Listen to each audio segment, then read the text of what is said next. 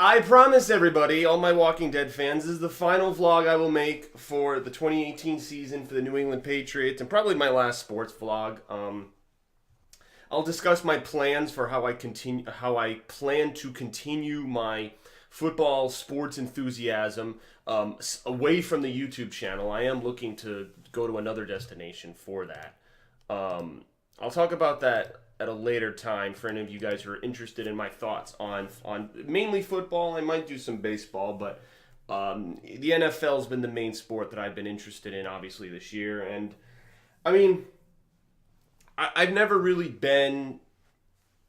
5 years ago, I could not have seen myself into this sport as much as I've been into it. And my family has been diehard Patriots, and I've watched, but, video games for me were always the big entertainment draw. So I never really bought into the hype behind the Patriots and everything they did. And, I'm a New England native. It's not like I'm some bandwagoner from some other state that's not in the New England area. Obviously, you guys have seen all of the merchandise, the expensive jerseys. I got this new Sonny Michel t-shirt. I am fully thrust into the Patriot system. And, having gone to their training camp for the first time in 2018, and then I went to the game that they played against the Jets, their final game of the season at Foxborough against the Jets, where they won 38-3. I had an opportunity to go to the divisional game against the Chargers, but it was a little too expensive. In hindsight, yeah, I probably should have. Considering it was part of a Super Bowl run, although I did watch a game of their season that was part of a Super Bowl run, which was pretty cool. Yeah, man, so I guess I should just get right into it. That a lot of people, regardless if you're a Patriots or a Rams fan, or if you don't like any of the teams, a lot of people said this was a boring Super Bowl. The final score was 13-3. I don't think anyone predicted that, okay? Most people had this game in the 20s. Like, the 20s was like the minimum. The bare minimum for the score of this game was in the 20s. Elevating it into the 30s is what made most sense, because the Rams were averaging 30-ish points a game. They had the game in the 20s against the Saints. They had a game that, got to the 30s against the Cowboys. But if you told me that your prediction was that the Rams would only score a field goal in the entirety of this game, I would have said bullshit. I would have said there's absolutely no way. I can't even begin to fathom. This was honestly and this is the lowest scoring Super Bowl. Last year, think about the outliers. Last year was the highest scoring Super Bowl. 41 points, 33 points, so what? That's 74 points total that were scored in last year's Super Bowl. And then you have this year's Super Bowl, and only a total of 16 points were scored. 74-16. That's ridiculous.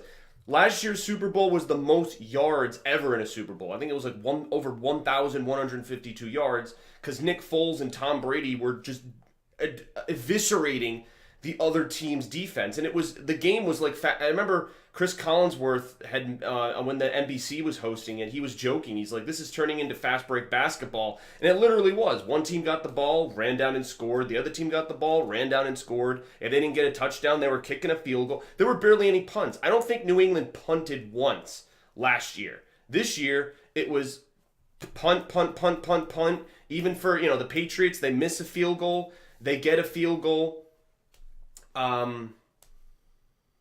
Yeah, I'm trying to think. Yeah, they got their field goal. So the thing about this game is that it gave the illusion that it was a boring game because no one was putting up points.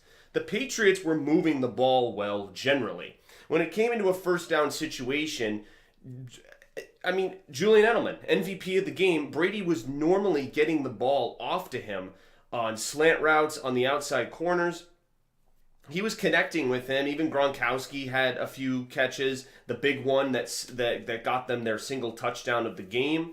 Right out of the gate, as the Rams deferred and the Patriots got the ball. First play out of the gate, Sonny Michel gets 10, 11, 12 yards off of a run. And he's already off to the races. I was like, oh, wow, okay. Like, the Rams aren't as prepared for this as I thought. And, I was like, oh, okay, this is actually going to be it might be a high-scoring game, kind of a shootout like last year. But both defenses played well. Like, I cannot, honestly, the Rams offense lost the game for them, which is crazy to think, because considering Goff is just like Mahomes, a young gunslinger, 24 years old, my age. I'm older than Jared Goff, the quarterback of the Rams. That's just crazy for me to think about. I'm a year older than Mahomes. So, like, two of the best quarterbacks this year, I'm older than them. And I think the stage was too big for Goff. The stage was not too big for Mahomes. Honestly, Mahomes put up more of a fight against the Patriots last week than Jared Goff did. Obviously, considering the Chiefs put up 31 points, most of them in the second half, all of them in the second half. They made adjustments. So, I mean, because the Chiefs didn't score a single point in the first half at their place of home. So the defense was showing that high-flying, sacking, Van Noy and Hightower and Adrian Claiborne. And then the corners, Jason and Devin McCourty, Stephon Gilmore, J.C. Jackson. It was a very unified defensive effort. But Andy Reid and the Chiefs found answers in the second half of that AFC Championship game. The Rams never found any answers. They never adjusted. I don't know, Sean McVay, people have said he talks in Jared Goff's ear. Like, he plans the whole play out, and then the microphone cuts off, and then Goff has to make decisions on the fly. And Goff was like, okay, I'm going to throw to this one spot, and I'm not going to change. Like, he didn't look for any other options. Like, he was dead set on Woods or Brandon Cooks. And if those options were used up, he would maybe try to do a little jump pass, play action to Todd Gurley, or they would use the tankiness of C.J. Anderson to get them yards. Those were the only ways they were getting offensive pressure of any sort. And even the field goal they made was like a 40-ish set. Like, they didn't even get like deep into the red zone. They didn't have one play. They did not have one play in the red zone, which is ridiculous. Their one field goal was like a 40-ish, 7-yardish field goal, which. And, like I said, the defense, and I knew everyone was saying, Sue and Aaron Donald and Ebukam, shut down corners, Peters and Aqib Talib. Yes, they put pressure. They got physical. I mean, Brady threw his first drive of the game, interception. Hogan, contested pass, bounces off his hands and another corner's hands. Another cornerback is right there, leaps for it, and gets the interception. When that happened, I was like, oh, fucking hell. But the thing is, no matter what the Rams took away, they forced a fumble on Brady, missed field goal, and the interception. They didn't capitalize off of any of them. In a normal Patriots game, at least as what I'm used to from this season, when the offense makes a mistake, and this is the opposite of how the Patriots play. Last year's Super Bowl, Brady had to be perfect on every single drive. He had to get a touchdown or he had to get a field goal. He had to come away with points on every single drive because the defense was going to give up. The bend, don't break, kind of like the old Matt Patricia defense. They gave up so many yards in the 2017 season. You knew that the other team was going to have all these red zone plays, and it always came down to red zone defense, keep him out of the end zone, Okay, they kick a field goal. Doesn't matter. Our offense is going to come out and score touchdowns. They'll kick field goals. We'll score touchdowns. That was how the Patriots were playing defense. Like, really, they carried it over from that Nick Foles loss in Super Bowl 52 last year, and they carried it over into the first half of 2018. And then they adjusted. They literally, after that game, like the first telling sign was that game against the Chargers and Phillip Rivers. All of the sacks and pressures, destroying them 41-28. And I was like, okay, wow, like, what did this team, it literally came out of nowhere. Like, they just burst into existence with a strong running game with Sonny Michel, Rex Burkhead, and James White. And this pass rush, cover zero defense with really good corners that can trip you up and make you throw where you're not supposed, like, out of nowhere. And then they carried that over into the Kansas City Chiefs game where they didn't let the Chiefs score any points in the first half. Granted, yes, the Chiefs adjusted, and that's just because of, Mahomes won MVP. He's an explosive guy, and they have playmakers. More so, I'd say, than the Rams. I mean, you got, Tyreek Hill, Travis Kelce. That game could have been different if they still had Kareem Hunt. I mean, I don't know if that might have been a miracle, that whole scandal with Kareem Hunt and that whole thing, because, he was their running back that got them those chunk yardage so that, Mahomes could throw a little slant to Kelce or, try to get a deep pass to Hill. It helped that Brandon Cooks was on the Patriots last year because we practiced against him, so we knew how explosive he was and what he might do. But again, there was one play where Brandon Cooks was wide open in the end zone, and Goff didn't see him for the longest time, and Brandon Cooks is waving. He's like, here, I'm here, I'm here. And Jason McCourty makes an unbelievable play, dives and knocks the ball away, but he wasn't even he wasn't on the coverage. He was deep in the zone, he was deep at another part of the field. That wasn't even his route. He ran there noticing that the guy was open. So can you say Jared Goff completely blew it? He completely blew it because, everyone's going to, and that's the big argument this morning, that the defense bailed Brady out in this game because other than that one touchdown drive, that amazing throw that he made to Gronkowski to set up the touchdown run for Sonny Michel. Again, Edelman had catches and yards, and that's why he won MVP. You wouldn't know that because they didn't cash in. And I think Gronkowski, someone had said this, I forget. I think it was Gronkowski post-game. He said, we were making plays, but we just weren't making enough plays to extend the drives into the red zone. That was Gronkowski. He had said that. He's like, we were getting yards, we were getting some run plays, play action. We were making plays. It's not like the defense was completely shutting us down, but we didn't have any points to show for it. And I was getting vibes to the Super Bowl against the Falcons 2 years ago, where it was a scoreless first quarter, and then the Falcons exploded out of nowhere. But the difference here is that the Rams never got anything going, ever, the whole game. I at least thought, when it was 3-0 at halftime, I was like, what the, for me, having a 1-2 touchdown lead is something that I'm usually satisfied with. I feel like it's a safety net. Only having a field goal advantage, it felt like more points than it was because our defense was playing absolutely incredible. And I'm thinking, this game reminds me of Peyton Manning's Super Bowl against the Carolina Panthers.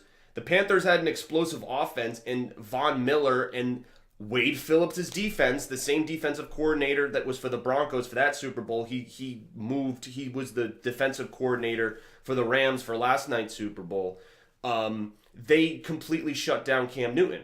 And Peyton Manning had a terrible game. He had until the last 3 minutes of the game, there wasn't an offensive touchdown. It was all defensive strip sacks by Von Miller and the defense.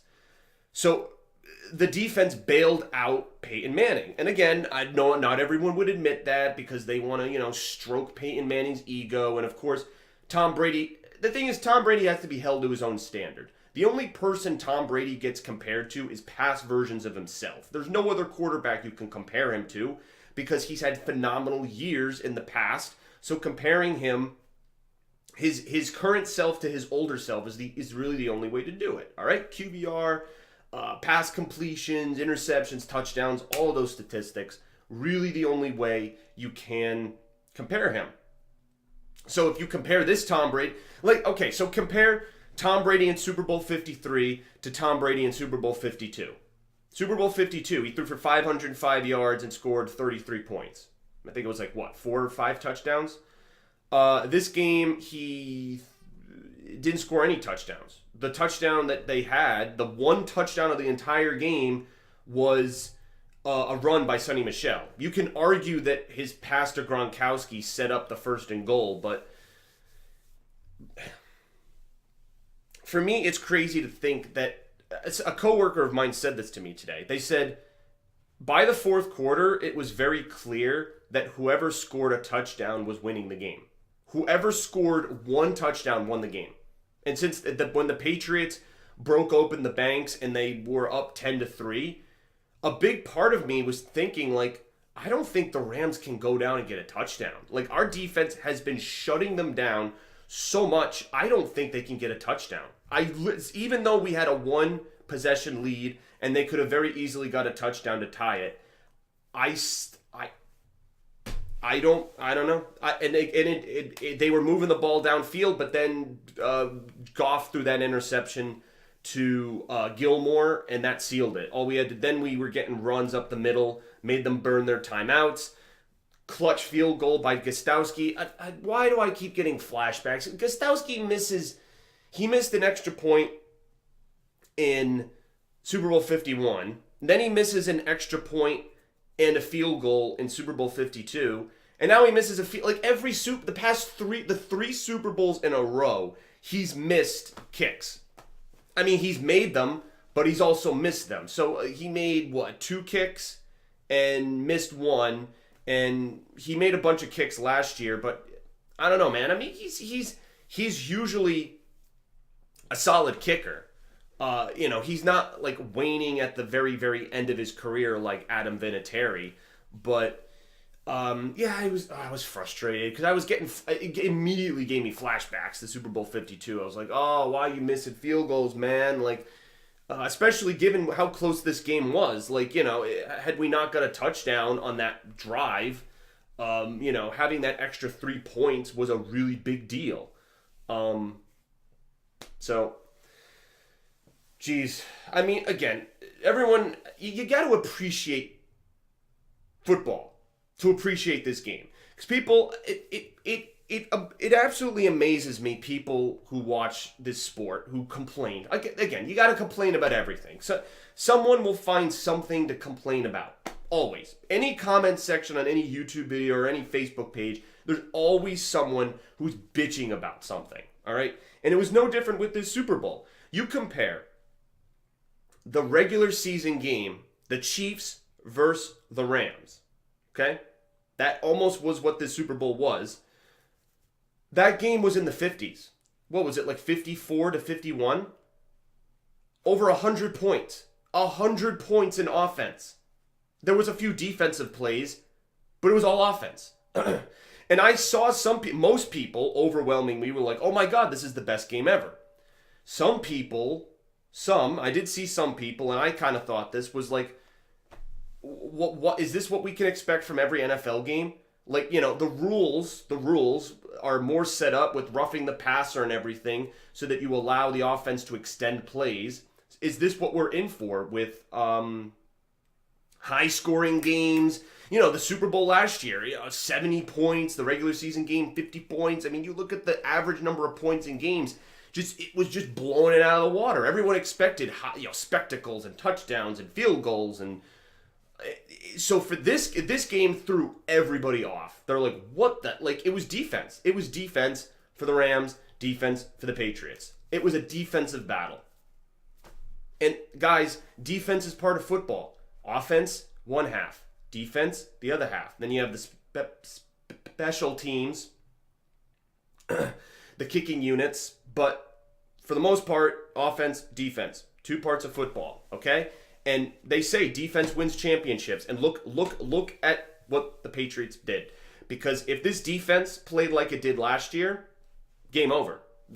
Brady was the Rams defense was getting to him. They had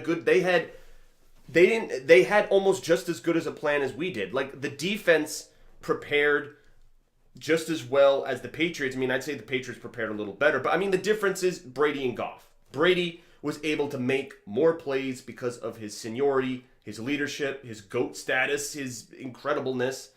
And Goff just... I mean, there were so many plays where Goff was rolling to his left, rolling to his right, and I'm like, okay, he's going to find someone downfield. Something's going to happen.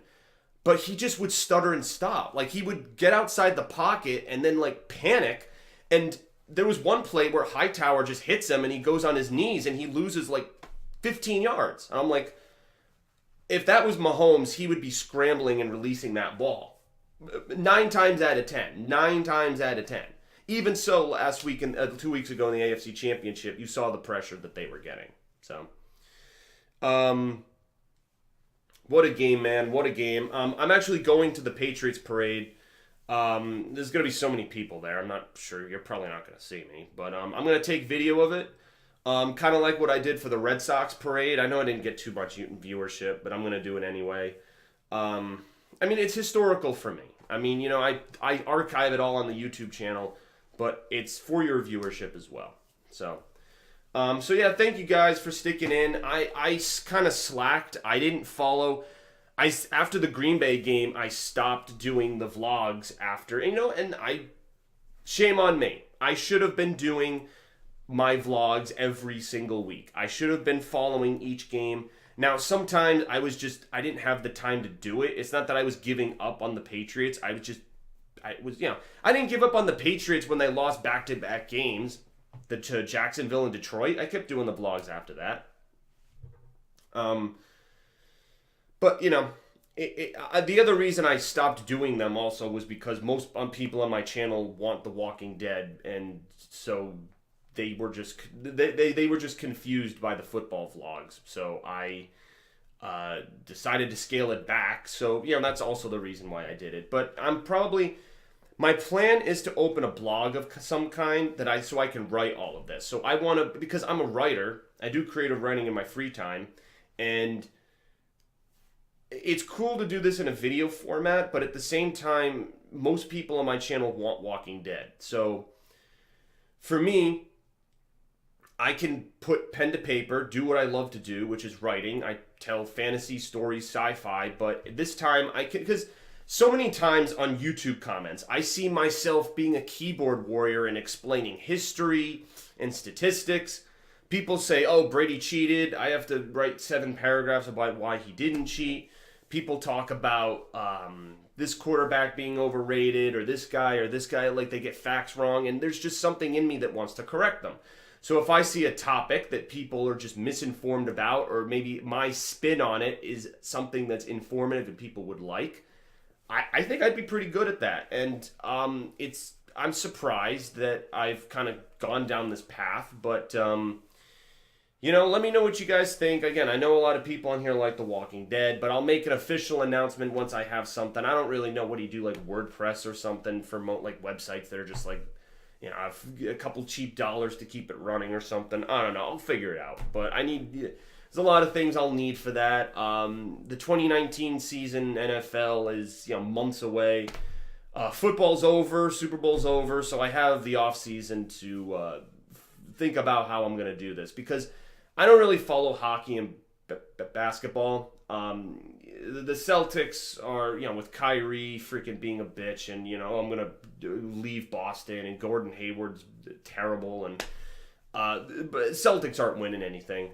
They might make it to the playoffs, but they'll get kicked off, and even if they make it to the finals, you're going to have freaking Golden State for the 400th time in the finals. And then hockey, just for me, they're not sports. For me, it's football and then baseball. Those are the two sports that I stay fairly connected to. But football is the main one, you know, because there's only a few games. You know, there's only 16 games for, you know, in a season for each team, and then they'll play against each other. So, you know, I could literally watch almost every game in the NFL and look for plays and analysis.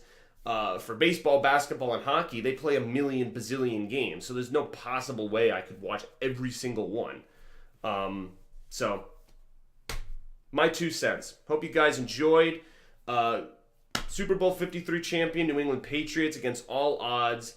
No one believed in them. The media kept counting them out, and they, you know, gave the biggest middle finger possible to the haters, and it was awesome. It was incredible. So, yeah. That's all I got, guys. Thank you very much for watching, and I will see you later. Walking Dead fans, stay tuned. The Walking Dead starts next week now that football is over, and here we go. If I actually knew how to stop my broadcast. There we go.